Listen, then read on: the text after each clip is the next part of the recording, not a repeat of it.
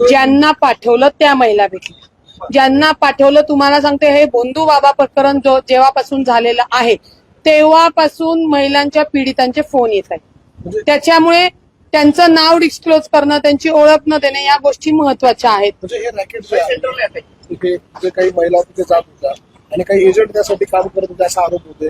तुमचा असा आरोप आहे का या रुपाली चाकणकर ज्या आहेत त्या स्वतः हे रॅकेट चालवत होत्या किंवा त्याच त्या महिलांना तिथे पाठवत होत्या असं जे समोर पुरावे आलेले आहेत, जी परिस्थिती आली आहे त्याच्यानुसार ते रॅकेट स्वतः रुपाली चाकणकर चालवत आहे, ह्या परिस्थितीवरनं प्राथमिक दर्शवते.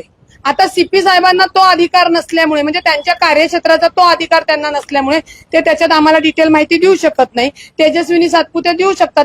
का रुपाली चाकणकर यांना तुम्ही अजूनपर्यंत चौकशी केली नाही? त्यांच्याकडं सगळे रोज एका महिलेचे व्हिडिओ बाहेर येत आहेत.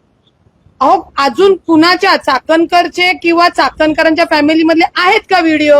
याची माहिती द्या ना. महाराष्ट्रातल्या महिलांनाच विनाकारण जे एक्सपोज किंवा त्यांची बदनामी केली जाते, ज्या पीडित आहे, ज्या पद्धतीने व्हिडिओ व्हायरल होत आहेत, म्हणजे अक्षरशः महाराष्ट्रातली कुटुंब हादरलेली आहे.